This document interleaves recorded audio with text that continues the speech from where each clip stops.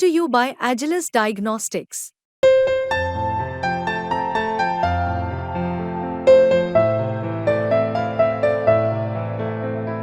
Agilus Diagnostics.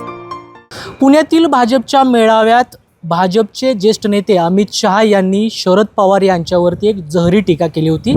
त्यानंतर शरद पवार गटातून अनेक प्रतिक्रिया येत आहेत आणि त्याचबरोबर अजित पवार गटातून देखील शरद पवार यांच्याविषयी जी टीका झाली त्या संदर्भात नाराजी व्यक्त केली जात आहे। आणि या संदर्भात बोलण्यासाठी आपल्यासोबत विद्यमान आमदार अण्णा बनसोडे आहेत, जे अजित पवारांचे कट्टर समर्थक मानले जातात।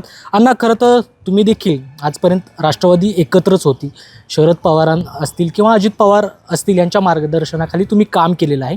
परंतु भाजपचे जे नेते आहेत, ज्येष्ठ नेते अमित शहा यांनी जी काल टीका केली ती कितपत योग्य वाटते? काल तुम्ही पिंपरी चिंचवड परिसरामध्ये जो मेळावा घेतला होता त्या ठिकाणी दादांनी स्पष्ट केले होते की पवारसाहेब हे माझ्यासाठी दैवत आहेत। आमच्यासारखे सर्व कार्यकर्ते पवारसाहेबांना देशाचे नेते म्हणून त्यांच्याकडं आम्ही आदराने बघत असतो। खरं बघितलं तर पवारसाहेबांचे 50 ते 60 वर्षे राजकारणात समाजसेवा करण्यात गेलेले आहेत। वास्तविक बघितलं तर देशाचे पंतप्रधान नरेंद्र मोदीजींनी पण असे साहेबांबद्दल बोलले होते की पवारसाहेब ही माझे गुरु आहेत। आणि काल जे अमित शहा साहेबांनी जे स्टेटमेंट दिलेलं आहे, खरं तर ते तसं स्टेटमेंट देणं उचित नाही आहे। योग्य वाटते अशी टीका, कारण शरद पवारांचं वय बघता मी आत्ताच म्हणलं तसं स्टेटमेंट देणं उचित नाही आहे, योग्य नाही आहे। खरं तर पवारसाहेब हे देशाचे नेते आहेत।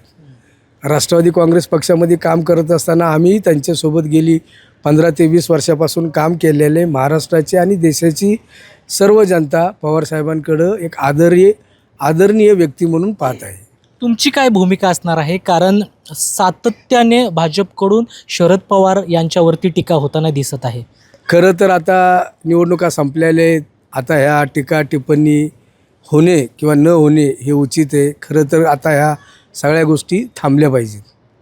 तर शरद पवार गटापाठोपाठ आता अजित पवार गटाकडून देखील शरद पवार यांच्यावरती जी टीका झाली आहे त्या संदर्भात नाराजी व्यक्त करण्यात आली आहे। खरं तर राज्यामध्ये अजित पवारांचा जो पक्ष आहे ते महायुतीच्या सोबत आहे, तरी देखील अजित पवार गटाकडून आणि जे आमदार आहेत ते नाराजी व्यक्त करताना दिसत आहेत।